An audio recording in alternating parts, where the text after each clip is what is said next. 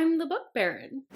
Welcome in, everybody. So, my voice is going already. Let's hope I keep my voice throughout this. When I'm recording this, I just got back from BB4E in Vancouver. You guys, I had so much fun. First of all, Nikki and I pretty much just talked nonstop for 3 days straight. So that's probably, probably why my voice is going. Everyone I met there was like truly just the loveliest. All of the authors were incredible. All of the attendees that I ran into were so friendly and sweet. I had such a good experience, and honestly, it's just kind of like renewed my faith a little bit in the book community, just because, you know, I feel like lately there's been a lot of shit going around. For one, there's just like more drama. And then also it just seems like there's a lot of signings that have gone sideways. I got to see every single author that I planned to. And what more can a girl ask for? That's the high that I'm riding right now. Unfortunately, the books that I read this month, it's a mixed bag. It's a mixed bag. So some of the books were like incredible, where I'm like, my brain melted and I'm no longer the same person that I was before I read this. And then most of the books, the vast majority, I was like, love that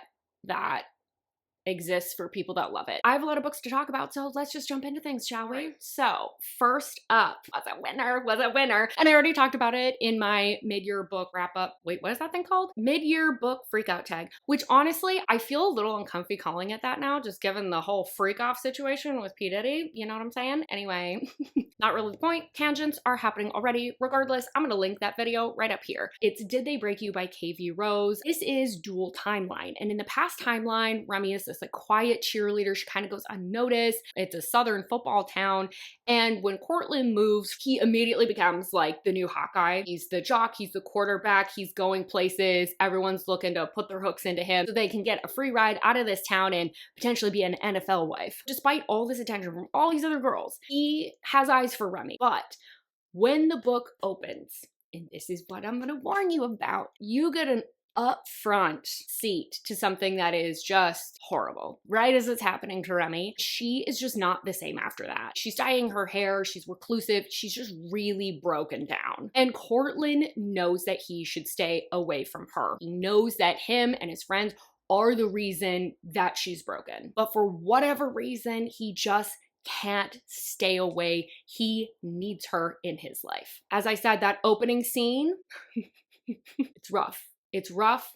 It's Untouchable rough. It's God of Malice rough. It's maybe worse than both of those on some level. Please check triggers on this one. But the second I saw this entire situation and saw how both characters were reacting to it, you could just tell there was more going on than just their individual ideas of what they thought happened that night. Nothing's cut and dry. Everything is exploring the gray, exploring the nuance. The thing that I really liked is at no point did KV Rose really shy away or diminish what actually happened, but it was more of a yes and also. Yes and multiple things are true. And yes and there's no perfect victim, because that is just a myth that we have constructed in our society. And a lot of this is having them reckon with that night, because they don't know how to cope with the feelings that they're having. And so they do tend to push people away, yet they know that they have some sort of connection that is just absolutely undeniable. They can't stay away from each other, even though they're fighting through this kind of like mess of feelings.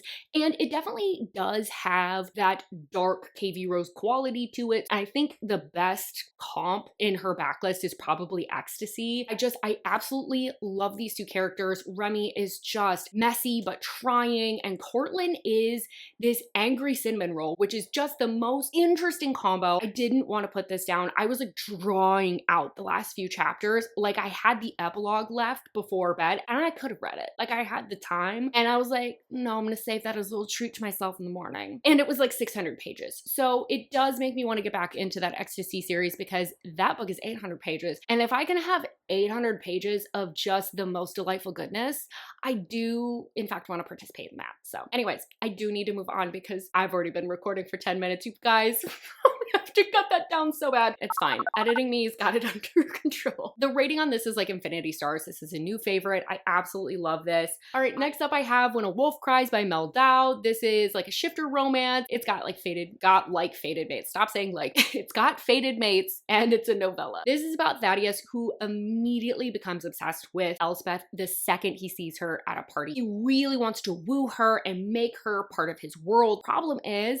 she's human and he is a shifter. But he he's also next in line to lead the pack. And he's got expectations as a leader, and he's going to have to decide whether he kind of goes along to get along and tries to fit in with the expectations, or whether he goes after what he truly wants. This one was so much darker than I was expecting, like right at the beginning. It almost reminds me, if anyone has read Kenya Wright's book Redemption, where it's just like these graphic scenes, but also the relationship itself is saccharine sweet. I did like that it had Black Indigenous rep. It had ties to Washington, which I just thought was so fun. This author's heroes, she just writes her heroes to be all in. The heroine also had like realistic reactions to finding out that there was wolf shifters, but I will say that I didn't super love the writing in this. We got a lot of over explanation. It's just not a fun way to get information, and sometimes it was unnecessary. And other times there was like explaining used to kind of shortcut the storytelling process, because we do have a novella. I think bottom line, that contributed to the story feeling rushed. It was just okay. I'm sad to say that, unfortunately, because I just think the premise, there's so much that's so intriguing and so unique about it, but rating of 3 stars. All right, next up is Truly Madly Deeply by LJ Shen. So this is second chance, hate to love, best friend's brother, nailed it on the first try, yes, and workplace. Hero's name is Ambrose. He is a Michelin star chef, focused, arrogant, emotionally unavailable, you know, like a lot of LJ's heroes are. He's not really down for romantic entanglements because of that. His work is really his focus, especially when it comes to his sister's best friend. So Kala is kind of quirky, sunshiny type of girl. She is returning to their hometown to support her grieving mother. Her father has just passed. This is just coming on top of a bunch of other personal setbacks. So she's hoping to rebuild her life and just get back on her feet and stay with her mother for a little bit. This is how she ends up reconnecting with her former best friend,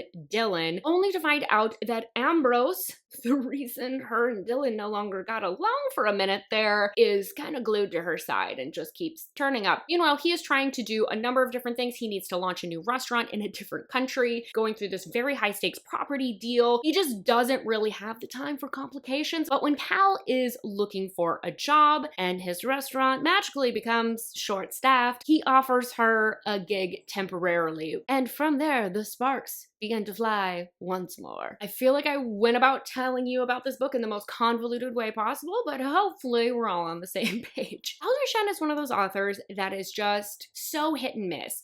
Her hits hit hard and her misses are just so mid. This one is one of those that's just okay. It felt really tropey. It felt like it was meant to be speaking to the masses. It was also just too long. It doesn't look that thick. Don't you dare. That voice better stay. If I lose it, it was worth it. This is 500 pages. That's just too long for how tropey this was. She's awkward. She loves the 90s and true crime and astrology and pumpkin spice lattes and just a bunch of things that are really popular with a lot of people. And it felt like that was supposed to endear us to her because I like pumpkin spice lattes. She loves pumpkin spice lattes. Oh my God. And I just didn't feel like I actually had a connection to her. The hero, as I kind of was alluding to in the retelling of the synopsis, the hero was kind of like generically grumpy. I didn't really feel the connection between these two. Felt like a lot of the tension that was existing in the relationship was because of a lack of communication, miscommunication. It just got really frustrating at certain points. And the spice, while hot, did most unfortunately include an LJ favorite, which is shoving food-related objects in holes that they were not intended to be in. I'm never gonna look at zucchinis or candy canes the same way again. Also, there was like a small subplot of like save the town, and neither the hero or the heroine were really tied to that town, so that also kind of fell flat. That was just a weird inclusion, I felt. This is a 3-star, honestly. Some days I kind of feel nasty and I want to give it a 2-star. And I'm so sad about this because the subscriber was so sweet and sent it to me, and I still have the little note that she put in here and everything. But it is really beautiful, so there's that at least. Hopefully it worked out for her.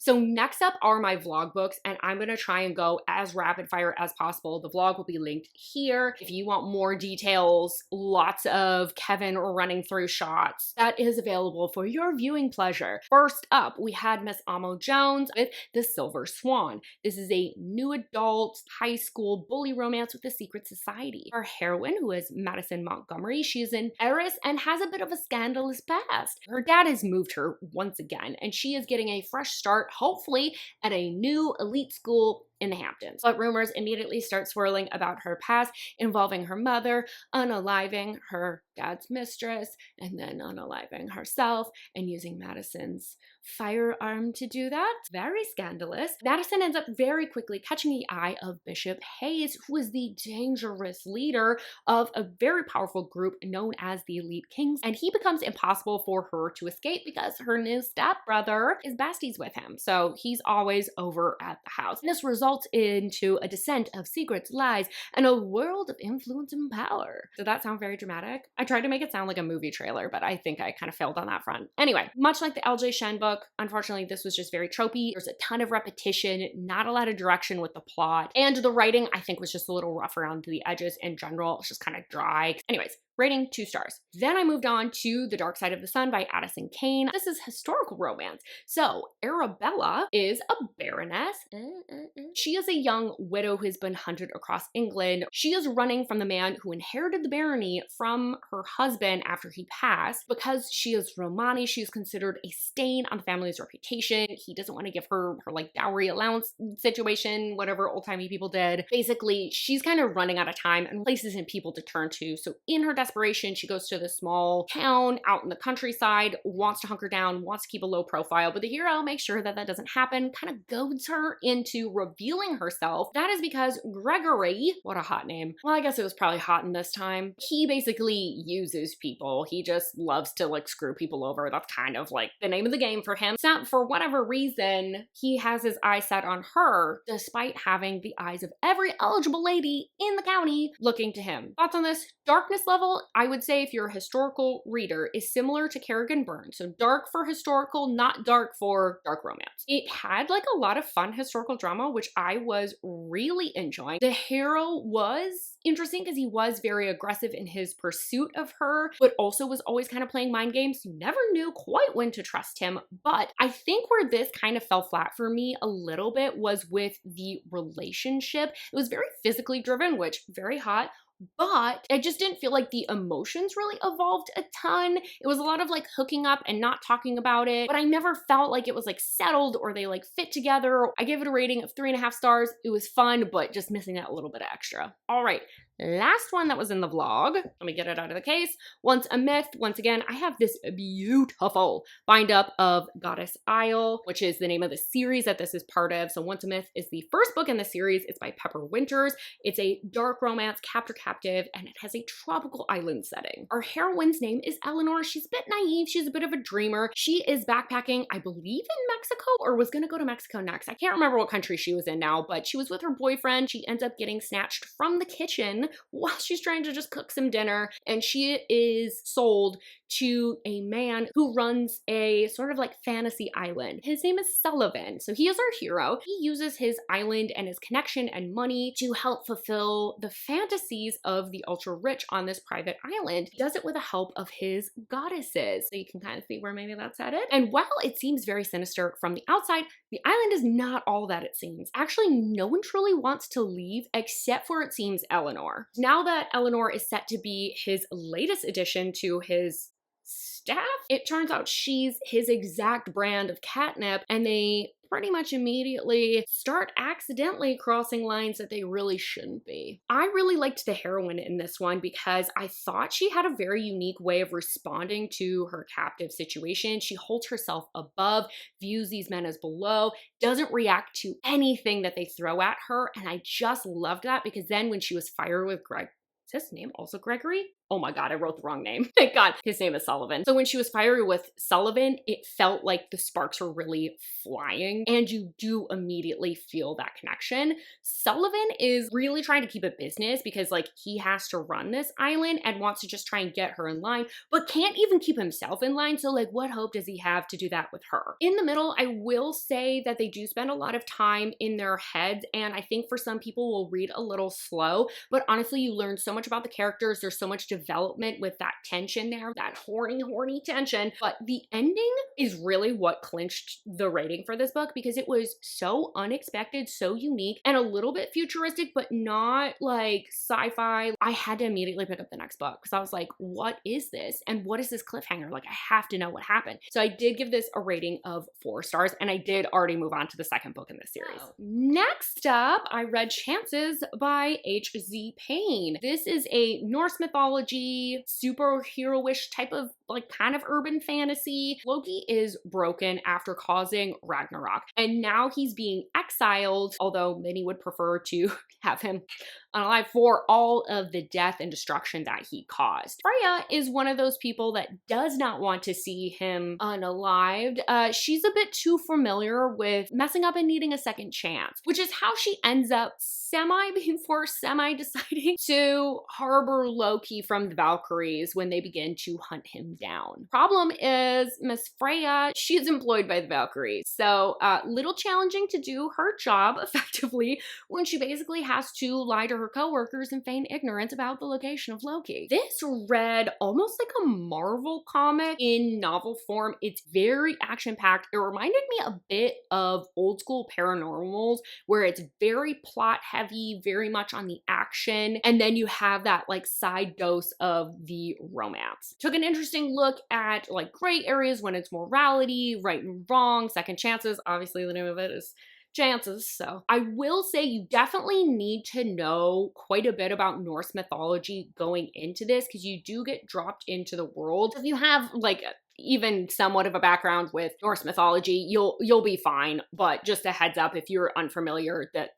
part might be a little bit jarring for you. Love that the author had so much fun playing with Loki's powers. There is a spice scene in here that is so unique. I was so very impressed with it. I know that the author is a subscriber, so I do have a few critiques. I do have a few critiques, so I'm gonna give her a second to skip away in case she wants to. But a couple of things that I wanted to note. One, I did at the beginning have to suspend my disbelief a bit around the setup, because some of the vulnerability between Loki and Freya I felt like came a little bit too early, felt a little bit unearned. And I would say generally as a romance reader, I think you need to go in viewing it as like a Marvel feel with that romance B-plot, not necessarily go in looking for the romance specifically, although it's definitely there. But this is her debut, and I am just so excited to see where her writing goes. And I believe her next book is going to be a vampire romance. I'm so excited for that. I saw the mood board for that she posted. It looks so good. So next up I have Between Hello and Goodbye, and this is by Miss Emma Scott. This is This is a contemporary friends to lovers. So our heroine is from Seattle. Again, with the singing, why do I do this to myself? So we have Faith Benson, and she's our heroine. She's a good time girl. She's great if you want to go out for drinks on a weeknight, if you want to have a boozy brunch, like this is your gal. But when it comes to showing up on time for a meeting, not so much. She will still manage to pull the account in, but she's gonna do it hungover and about 30 minutes late. It's pretty obvious to the higher ups that she's got so much potential. She's already so good at her job, but she could be so much better if she just took the time to get her head on straight. So they tell her, hey, take a couple weeks, take a leave of absence, and then when you come back, we're gonna hit the ground running and you're gonna make partner. So she goes, great. So what I'm hearing is Hawaiian vacation. But she does have a couple of ground rules for herself. She's gonna do this solo. She just wants to be with nature, have some time to think. So no men and no party friends to distract her. Very first day that she gets there, she decides to commune with nature. She goes on a hike and she ends up injuring her, I think it's her ankle so bad that she has to be rescued by a helicopter.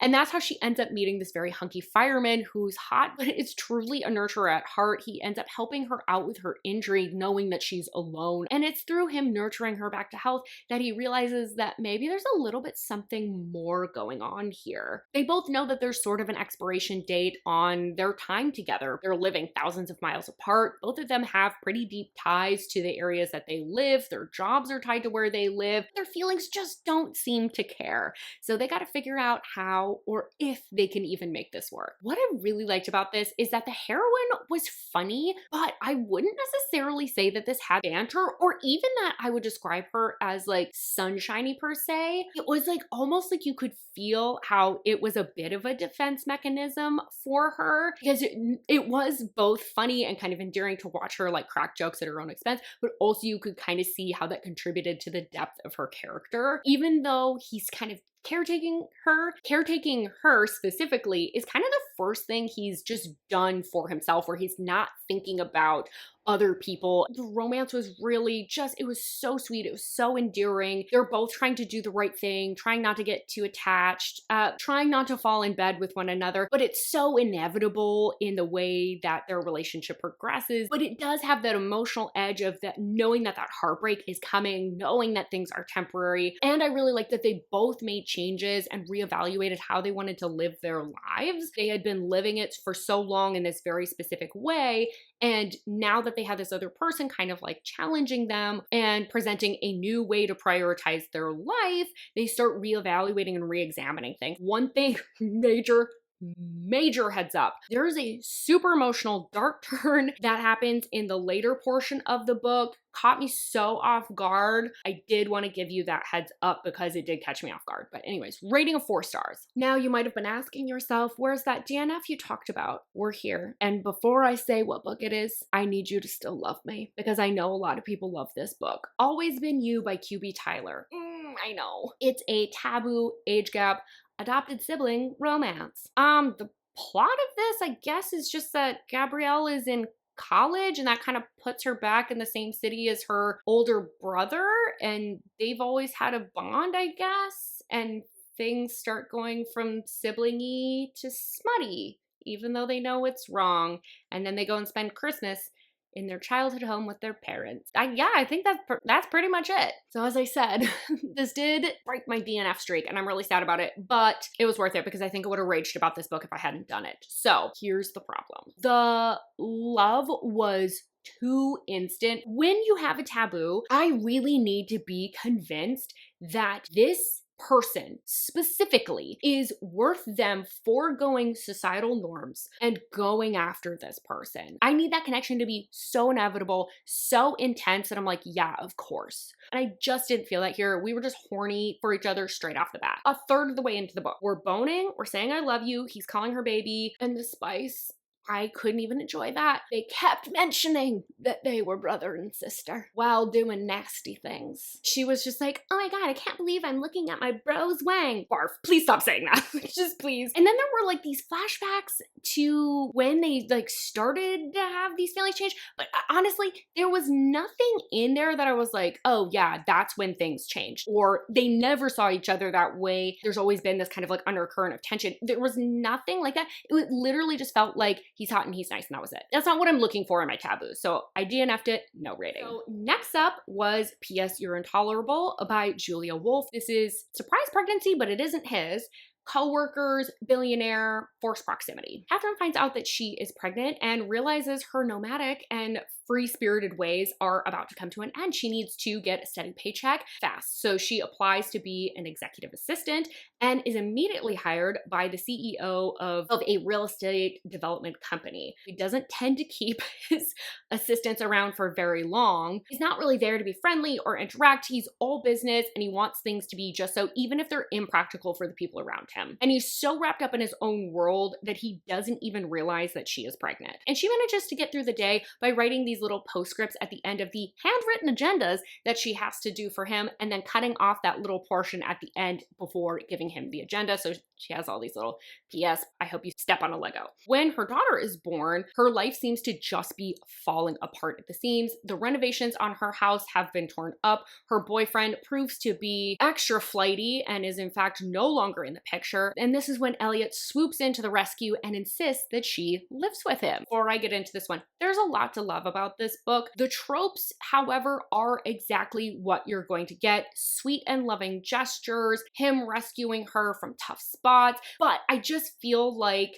it lacked a little complexity and depth and the heart that would have really elevated this and made it incredible. Characters don't really seem to have any major character arcs or depth. There's not a ton of relationship development. I never really understood what that spark of interest was for him or how things kind of progressed. It just kind of felt like all of a sudden he liked her, and I was like, where was the progression there? It sucks because it's like the bones are right there, It's so close. The thing that actually really frustrated me with this one though, and made me think it was actually kind of bad, was the third act. The ending was so strange, so contrived. It just did not fit the rest of the book. Oh, and the other thing that was really bad, the hero does have an obsession with titty milk. That was interesting. My Minnesota passive aggressiveness coming out. I thought it was gross. I thought that was gnarly. I don't want to read about that. So I'm giving this a rating of 3 stars. Next up, we have Stars Above the Neversea by Evelyn Flood. This I got as an arc, but I think when you're viewing this, it should be out. It comes out on the 30th. This is like a seafaring fantasy romance. It does have fae, by the way. I don't know why I said it that way, but I'm still rhyming. I need to stop. What's going on here? Hello, Dr. Seuss. So we have Celine, who was our heroine. She has spent the past 10 years enslaved far from her home. She's had her wings bound and she has been forced to service men while hoping to save up enough to escape and pay for her freedom and get away from this grim existence. Her home country, the reason she ended up in this scenario, was decimated by invaders, so she doesn't even really know what there is to go back to. She just knows that she needs to get back. One night she ends up seizing an opportunity to steal away on a ship and head for her homeland, but ends up getting trapped once more because someone knocks her out and chains her into the ship's cargo bag. This is where our hero finds her. Callan is a ship captain, and his main goal basically in life is just to protect the people around him. The main way he does that is to remain invaluable to the crown through transporting goods across the Neversea, which is an incredibly difficult task, and he never knows if he's going to survive the trip. And when he finds out there is a long thought to be extinct fate in his hold, he knows that this is something that the crown is acutely interested in obtaining, and he knows things are about to change. So I got this as a rec from one of y'all, and thank you to whoever that was, because this was such a fun read. It had this fun blend of like fantasy and pirates. Well, I guess that's not really pirates, but like seafaring folk, but it reminded me of something between like Fable or like the Grishaverse. The world building was really well done. It was done through a lot of storytelling, which I thought fit perfectly with this kind of like seafaring life. There's great found family, but the hero and heroine are described as being in their late 20s or early 30s, and they felt YA to me. So I almost wish that they had just been aged down. In the middle, it does get a little bit slow. It's a lot of sitting around in various places and getting fed bits of information, but it almost seems like the story is actively trying to avoid you putting any information together. The MCs have all these like interruptions that happen, and then sometimes they just make decisions to like not further investigate or like ask questions. For example, the heroine got this letter that has information in it, and she just like chose not to open it for like ever and just was like waxing poetic about whether or not she was gonna open it. I was like, just open it, just open it. We all have questions that we need answered. The ending really reeled me back in because although like I wouldn't say anything was like super surprising, it was so dramatic, it was so action-packed. I was sucked in. I'm excited to see where this goes because I feel like there's a lot of room to have fun in this world. Rating somewhere between 3.5 and 4 stars. You guys, I needed to have a snack so bad. I'm so glad I took a break. Starting to feel a little bit toasty in here with the windows shut, so hopefully I can kind of speed through the rest of this. Next up, I have Insatiable by Leigh Rivers. So this is a dark romance. It's hate to love to enemies. I don't even know how to explain this one. It's got a second chance element. Our hero's name is Cain, and Cain hates Stacy. She did something absolutely unforgivable in his eyes, crushed his heart, decimated it, but he just cannot seem to quite escape her because Stacy is best friends with his twin sister. Cade still sort of has this like single-minded obsession with her, sort of like hate watches her every move, unalives or beats up anyone that gets even remotely close to her, but he's also trapped in this very complex web involving his father, who is a serial unaliver, who is certified mentally unwell, and is behind bars in the States. And another someone that requires him to be at their beck and call for some really dark and sinister things. So it has made him stupid rich in the process, but he's getting a little bit of a break from this criminal underground life, and it has him in a lot closer proximity to Stacy than he's been in years, which means that unfortunately the tension is immediately there. He ends up breaking every rule that he put in place to stay sane and stay away from her. This was such a ride. So this is dual timeline. The younger chapters when they're in their teen years had me cracking up because Cade is just like this crabby, angsty teen. And then you have these like sweet, innocent beginnings, but you can kind of see that there's like a darkness to the characters even then, but they're just much more innocent, much more naive. There's like these awkward firsts, and then seeing how that all went sideways and got so dark. Like the dark stuff in the present timeline is like dark, twisted, definitely over the top. I loved the heroine. She's not sunshiny. She's a spitfire. She is tattooed. She teaches pole classes. She does silks. And the way Leigh wrote Cade, you can just, oh my God, she was so good at describing small actions or like body positioning that just ooze that aloof confidence, that unbothered. And it was so effective and she was able to do it so quickly. She nailed it. She absolutely nailed those descriptions. So like to the point that I was like, can you two get together already? Like the sexual tension was so high already by like a chapter in that I was like, where's the spice? Is it happening now? What about now?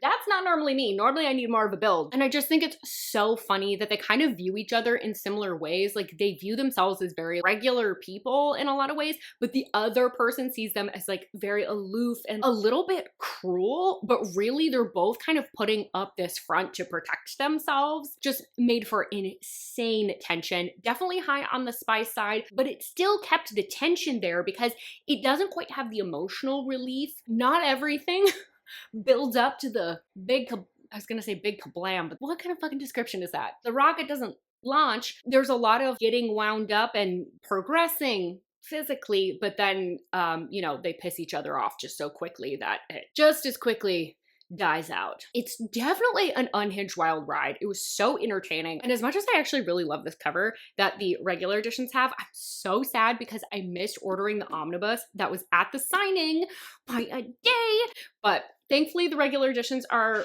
still very cool, and I got her to sign some book plates for me, but my edition is signed, and I'm so happy about that. So 4.5 stars. Loved this. Had so much fun. Definitely look out. There will be an edit for this bad boy coming, but like most things, I'm working on 10 things at once. That's how my brain works best. So next up is the book that I went, guys, I just can't say this. I don't care how much this ends up being messed up. I just need to say words and we're gonna pretend that they're understandable. I read this when I was going up to Vancouver for the book signing. Excellent. I was not expecting this to come in from the library, period. Guys, I'm really struggling right now. Don't know how many different takes I've had to do of me just trying to say 2 simple sentences. But anyways, I was really excited because this was a new release from Scarlett St. Clair. It's Terror at the Gates. This is like paranormal, urban fantasy, kind of an alternate universe, heavy on the religious theming, and it does have a fun mystery. We have our girl Lilith Leviathan, which is just such a fun name for so many reasons. But anyway, she is estranged from her very powerful family. So basically there's like these 5 different families that rule different districts within the city of Eden. She is not well liked by the 5 families that govern or the church that's also involved because she just doesn't really fit the mold. Women are meant to be silent and dutiful to the men around them and just kind of like lend their power to them. She's simply just not like that. She leaves the district that her family lords over and she goes to Nineveh, which is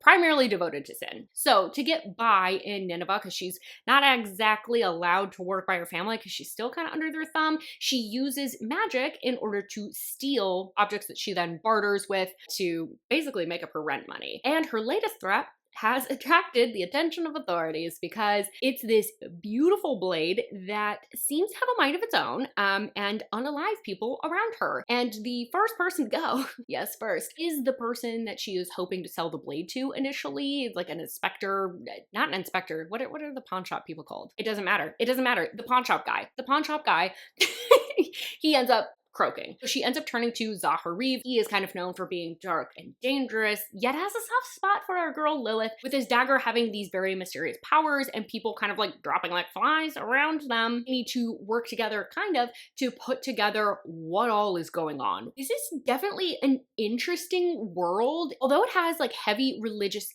theming, it doesn't really seem to actually be about religion. And hear me out for a second. Take all the worst parts of religion, subjugation of women, essay, seizing of power, hypocrisy, but make it fantasy. So we're just using that as the framework. We're borrowing biblical terms, but it doesn't necessarily have an actual religion that we're really talking about too much. It's the framework. Does that make sense? Initially, I was like, red alert, religious trauma may be triggered. And then I was like, oh, this is just kind of like how the power system works. The mystery was so engaging. It really kept the book going, and it reminded me a bit of some of the like older paranormal, or even like a bit of Crescent City, because the plot is really what moves the book along. The romance added this nice bit of spice and interest. Did really like also how the POVs were done, because we're primarily in the heroine's POV and we just get little snippets of the hero occasionally, but again, mostly the heroine. The one weak spot, however, sadly, is the heroine for me. She just felt a little too young and immature for my taste. I love that she's fiery. I love that she's unwilling to bow down to the powers that be, but she is so bullheaded and unstrategic, and she just comes across really cocky. And then she like gets herself in trouble and then is baffled when she's in trouble. I'm like, you didn't see this coming? That did get a little bit frustrating, but to be fair, I don't think I've ever loved a Scarlett St. Clair heroine, so I'm gonna let it slide because I enjoyed the rest of the book so much. So, giving this a rating of 4 stars. And finally, the last book that I read in July, which I read on the way back down from Vancouver, is Victor, Her Ruthless Owner by Theodora Taylor. This is the second book in a proper series. You do need to read them in order. I think the first book is Victor, Her Ruthless Boyfriend, something like that. But anyways, it's a dark romance with organized crime elements. So I don't want to spoil what this book is about. I'm gonna tell you about the first book. So the first book, the setup of this is so fascinating, and I'm hoping I'm gonna get all the details right because it's been a minute since I read it. But this is set in Japan. Victor is our hero, and he's a bit of an enigma. He's like this dark, mysterious type, part of this very powerful, I think it's Chinese family, but he doesn't talk. He uses sign language to communicate, and he actually needs an ASL tutor. He already speaks like multiple other sign languages. He just doesn't know ASL, but he wants it for like college applications or something like that. I wish I could recall everything in perfect detail. But anyways, this is how he meets the heroine. The heroine knows ASL. She is from the States originally. Her dad is there for business, and she knows ASL because her mom is hard of hearing and has like a cochlear implant. Ends up getting hooked up with Victor because her dad is a business associate with his dad. And when she was asked to tutor, she's thinking like, okay, this is gonna be someone that's like younger, and then it ends up being this absolute hunk of a dude. And it's really interesting because both of them kind of like go through body image things, or like feeling like they don't quite fit in, they're a fish out of water, because the heroine is this like curvy gal, and I think she's Black and Korean, and then the hero is this, obviously this Chinese boy, as I mentioned earlier, but he's heavily muscled, and so they like don't fit the aesthetics of Japanese culture. Anyways, it becomes messy very quickly. They're in high school, and it's all very dramatic. So the first book, one of the big things that not bothered me, but just kind of kept me from really loving it, despite so many cool elements, was that it was very YA, and the darker elements really didn't get introduced until we were like much later on in the book. So I just felt very lukewarm about it. But again, such a unique premise. So I was like, I really want to give this series another go. And it introduced a trope at the end of that first book that I was like, this could be headed in a direction that I really, really like. This one was definitely darker, more mature. In a lot of ways, I liked it a lot better. And there's just much more of a connection that I think was really built up throughout this book. That said, this really felt like a filler book. This spans 10 years, and it doesn't really take full advantage of those 10 years. There's a lot more that I felt like could have been done because we were just kind of jumping from year to year quite a bit. One thing that I thought was cool and that I thought the author really did well with those time jumps, she very firmly said it in like a previous date, because this was released I think in like 2021 maybe or 2020. She really helped age the feel of the book initially, because I was like, when did this get published? Because they were talking about like iPhone 3s and the recession, clothing that is just so hyper specific to that time period of like the early 2010s. She absolutely nailed it. Honestly, I'll probably read the next book. Still feel like there's so much potential for this series. So I'm giving this one a rating of 3.5 stars. Again, I liked it a little bit more than the first book, but I still feel like it was missing that little bit of something. I don't know. I keep getting sucked back in, even though it's like not my favorite, but are all the books that I have for you for July, which is great because I'm sweating so hard right now. This top is immediately going into the wash and I'm going to open my windows. So I would love to hear from you what you were loving in July. What was your favorite read? Was there anything you DNF'd? Was there anything you absolutely hated? I would love to hear anything and everything related to your reading in July. For those of you that I was able to meet at the book signing, it was so lovely to meet you. With all of that, thank you so much for being here. Thanks for putting up with my sweaty, greasy face. Disgusting. Do not forget to like this video if you did, in fact, like it at any point. If you liked it a little, maybe just give it a like. It also helps me out. And don't forget to subscribe if you haven't already, but no pressure. And I really, really, really, I really do hope that I see you on my next video. Bye-bye.